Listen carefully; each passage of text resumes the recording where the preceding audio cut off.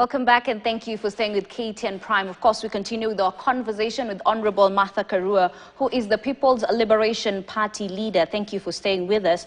Even before we went for a break, we were talking about the fact that ODM right now has both legs. On one side, government, and on the other side, opposition. If this, you said no speculation, but in the case that Raila Odinga decides he wants to come back to the opposition side, would you trust him? I think nobody can stop him or any other Kenyan from coming to the opposition side. Yeah.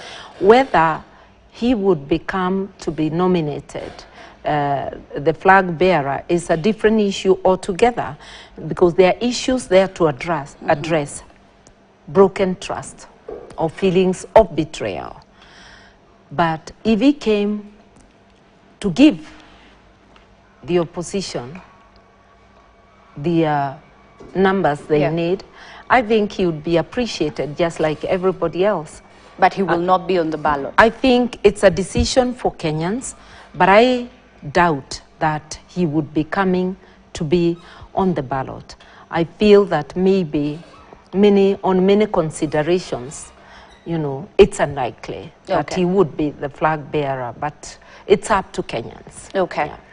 Moving on, there's a political parties amendment bill 2024 currently before the Senate that seeks to allow presidents poach members of opposition parties, including elected leaders. I mean, what does this do to the spirit of multi-party democracy? It kills it. Yeah. It kills discipline completely.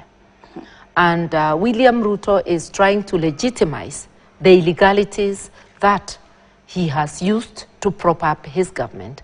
If you remember, when he was sworn in, the majority party was Azimio, and the courts have confirmed it. But without entering into a post-election coalition agreement, because he wouldn't have been able to do so without giving the party that he's wooing more than 90 days to exit Azimio. He needed a speaker elected. He just posed using his unorthodox means. He started with the UDM party, which was part of Azimio, and he started with others unofficially. That's how Wetangula was able to declare, or to be declared speaker. And then to declare his coalition, the KK Alliance, a majority party, knowing very well that they were not majority. So he is trying to, in a backward manner, legitimize the illegal steps that he has taken to prop himself in power. Yeah.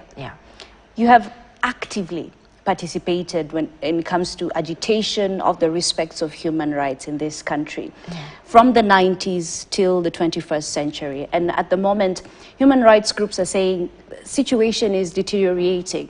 From where you sit, having gone through that journey, how dire is the situation we're in right now? This is the lowest we have gone as a country. At a time when the Constitution spells it out in black and white. At a time when Kenyans negotiated for themselves how they would like to be governed. It's as though Dr. William Ruto, having promised when I put down the Bible, it appears it's not only the Bible that he put down, he also put down the Constitution, and is operating with a script, I would say, from hell.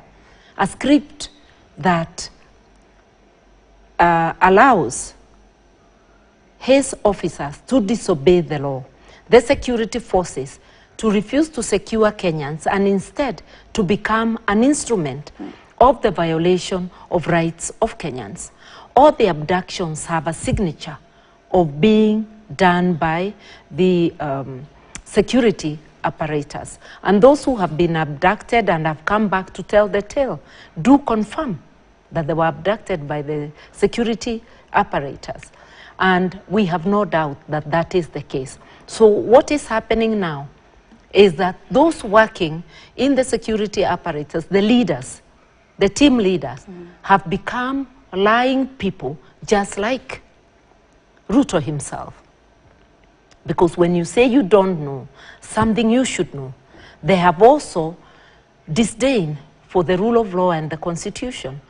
Because all senior officers, state officers, swear by the Constitution to uphold the Constitution and the rule of law.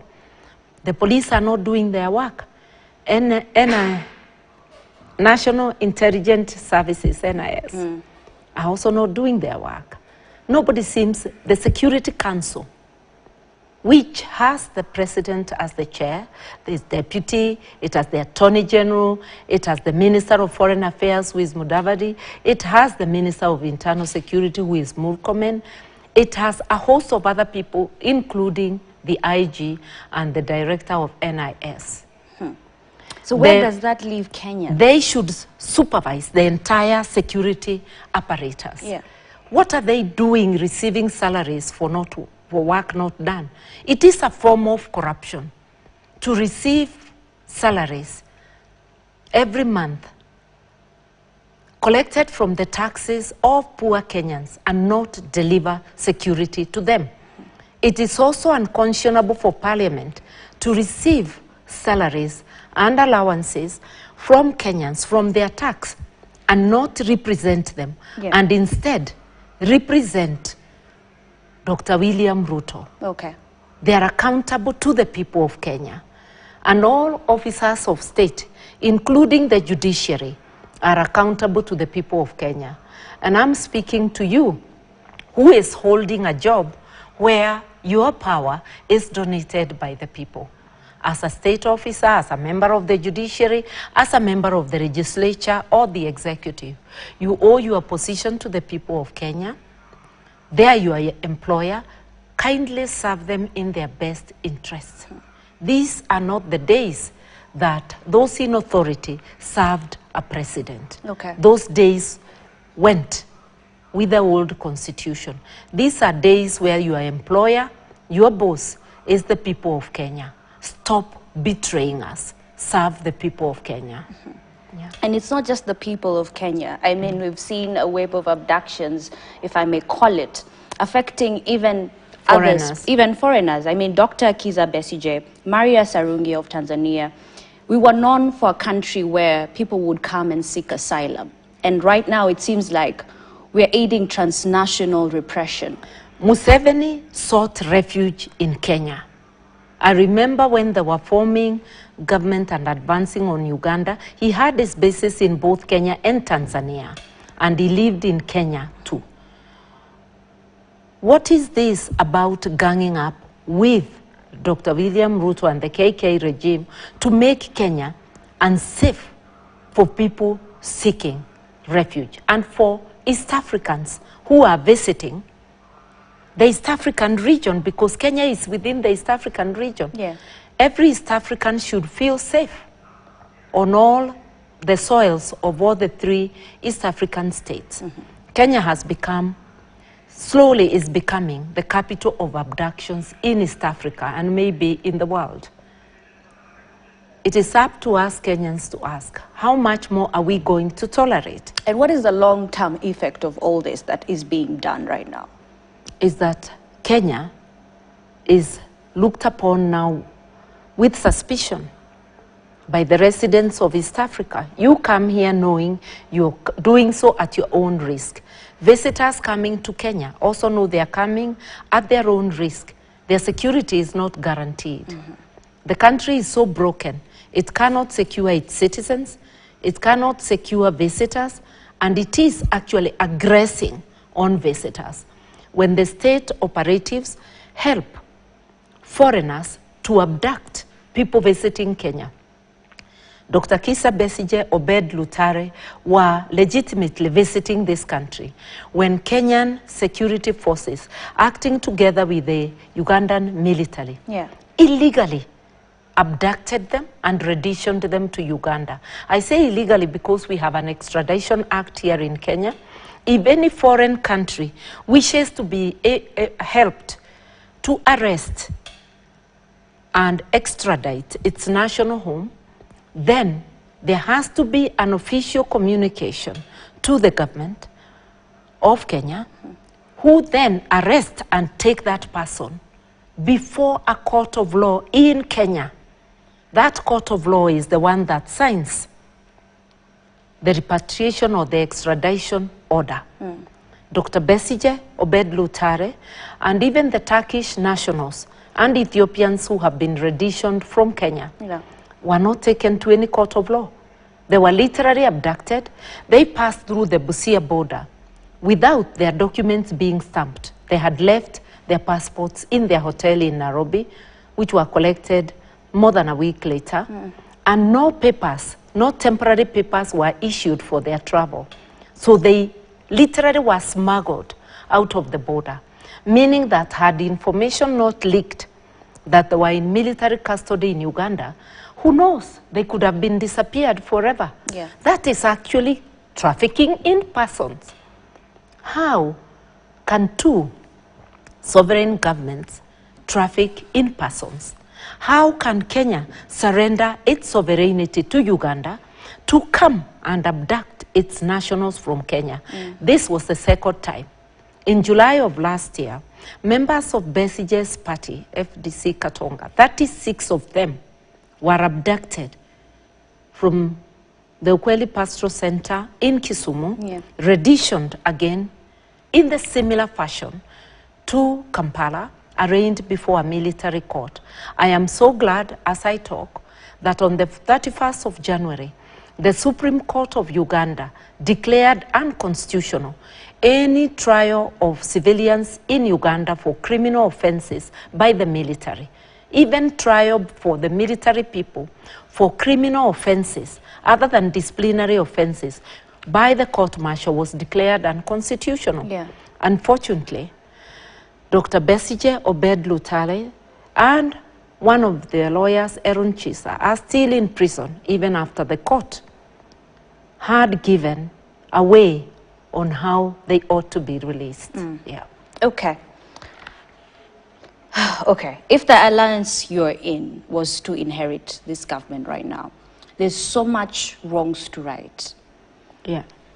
What is the plan? Is there a plan? To begin with, they would not inherit. They would dethrone it from power through the ballot. And the first thing would to reverse all the oppressive policies of this regime. Abolish the Shah Chief. Return NHIF and improve governance. Because NHIF was not the problem. We have a governance problem, a problem of mismanagement and corruption, which should be addressed across the board. You do not throw out the baby with the bathwater. Improve help, not abolish it. A method that is transparent, that caters for all students across the board, and is not discriminatory, that like the court found the proposed new model to be. Ensure that the human rights of Kenyans are respected. No arbitrary arrests, no abductions, no executions. Respect the rights of the people. Most importantly also, fight corruption. Ensure that the law is enforced across the board and safeguard the resources of this country to be used for the benefit of the Kenyan people, so that to educate our children, to ensure that Kenyans access health, to ensure Kenyans access basic needs, which include housing. And you do not force people to contribute to housing, people who already have houses. You do not push people who do not wish. Affordable housing was still being built under Uhuru Ruto regime. People were not forced to contribute. That is not the only way. Stop overtaxation. You cannot overtax people until they are unable to make ends meet as families. You must tax them to the extent that they can afford. And that taxation must be used for their benefit, not to tax us, because even Shah Chief is like a form of tax, and then we learn that the money is going to private accounts. Even his citizen is going to private account. You centralize collection of money for purposes of stealing it, of mismanaging it. This has to stop. And we have a manual on how to operate. Our operation manual which we negotiated as Kenyans in the 2010 Constitution. It tells you how to manage public finances. It tells you the qualities of the leadership Kenya needs. It guides us on what values to stand on, which are our national values. So even that coalition we are trying to bring up, we are committing ourselves that our values are the national values. It doesn't matter what you did yesterday or the day before. You come in, we subscribe to move forward with the national values that the people negotiated. Okay. And under the rule of law. Because my next question would be issues such as corruption, accountability, we have been struggling with each government. What is the cure? The cure is to ensure the law applies to everybody equally. We do not want to see people who have stolen billions and caused suffering of Kenyans being fined a fraction of those billions. And that's why I'm saying, you who is sitting in court, remember, you are employed by Kenyans, you serve them. Is it in the best interest of Kenyans to make a joke of serious economic crimes? Is it in the best interest of Kenyans to make a joke of violations of their rights? Is it in the interest of Kenyans to make a joke of serious crimes against them? Those are all the issues. I want to salute those in the judiciary and in other government departments who work in the best interests of people. Because we have seen sparks of light in the High Court, in the Court of Appeal, in the Magistrates' Court. But there are courts that are working in a way that suggests they don't remember who their employer is, and they don't feel that they're accountable to the people. There are people in public positions who act as though they are there for their own benefit and not for the benefit of Kenyans. We must find mechanisms of better holding these people to account and causing them to relinquish their positions when they are not accountable. So this is a collective responsibility, not only for the political class or those who are in government, but equally citizens. Yeah. The political class right now is realigning itself. What role can citizens play? The citizens can join whichever formations they wish, whichever political parties they wish. And it is up to the citizens to shape policy, direction of those parties, hold the leadership of political parties to account. It must begin at the place where you stand. You may not be at the national level. You may be at the county or at the ward. Hold your leaders to account at the space that you occupy. And those who occupy space at the national level, let us all hold leadership to account. My call is to the middle class and the business people. You're missing in this debate, you're missing in this political push to improve this country. We want to see the middle class join the political parties of their choice, contribute to policy, contribute to holding leaders to account. At the end of the day, it's political parties that form government. The government that is there now is a coalition of the KK Alliance and its partners.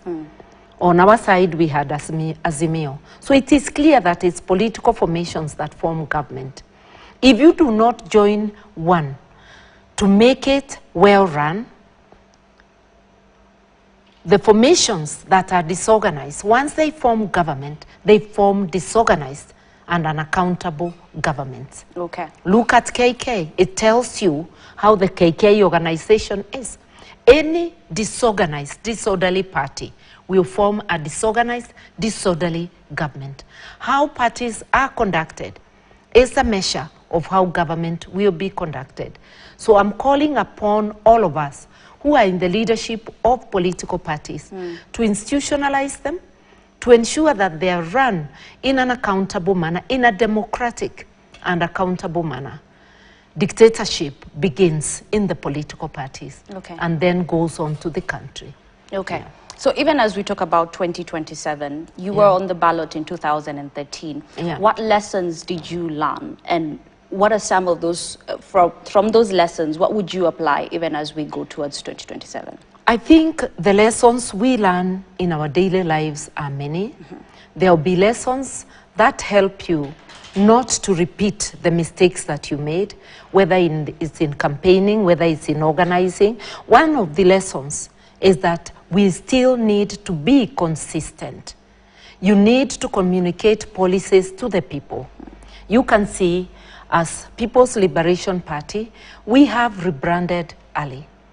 You can see that I've voiced my ambitions early.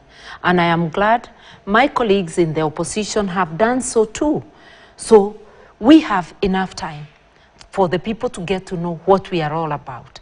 We have enough time as individual political parties, as candidates or as aspirants hopeful for the various, to acquire the highest seats in the land. Okay. We also have time as a budding coalition that is in the formation to reveal what our policies are to the people. Okay. I would urge the people of Kenya, the mistake we sometimes make as voters, because I'm also a voter, is to vote with the emotion. Vote value-based leadership. And there can't be value-based leadership if you do not vote value-based leaders.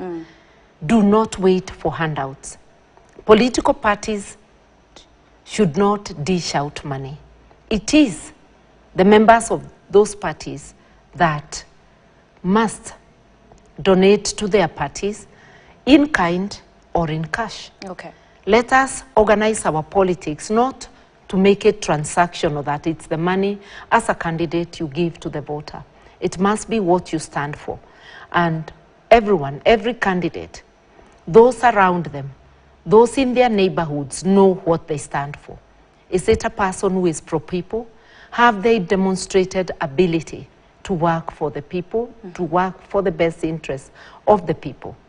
If it is politicians like us who have served our history, our performance when we were in those offices. And I want to say it's not about age. We have young people and old people alike, very corrupt. Yes. We have young people, old people alike, who have integrity. It's what a leader stands for. Okay. And even as we talk about what a leader stands for, there is the issue of tribal. Politics that are tribal. How do we move away from that? I think those who want to be served by tribal politics keep insisting politics is tribal. Can we have a look at what happened in the 2022 elections? We had two candidates, Raila and Dr. William Ruto. William Ruto was deputized by Gachagua, who is not from his tribe, and heavily supported with more votes than he got from his community by the Kikuyus. The remaining Kikuyus supported Raila, whom I was deputizing. Isn't that a demonstration that Kenyans have moved away from tribes? Wasn't the 2002 elections a demonstration that Kenyans have moved from tribes? Okay. Although later tribes were to replay in 2007, isn't the Gen Z protest a demonstration that Kenyans can band around issues? Let us not keep on repeating about tribal politics. And William Ruto is one of those who keep on singing about tribal. He doesn't see how tribal some of his actions are. He doesn't see the number of appointments he has made for parastatal CEOs. Sometimes people talk about something. You might talk about corruption and you are the most corrupt, and he does it. You are masking your own corruption by talking about it. You are masking your own tribal actions by calling others tribal. Projecting. But I think Kenyans have moved away from that and know better. Finally, Honorable Martha Karua, I mean, we're about to celebrate World Women's Day on Saturday. Yeah. Could you reflect on the gains made by women in their clamor for affirmative action 30 years down after the Beijing conference? I think the clamor was not just for affirmative action. It's affirmative action and doors opening for equal chance in everything. And in politics, giving women an equal chance is nominating them to run in the winnable seats where a party is strong.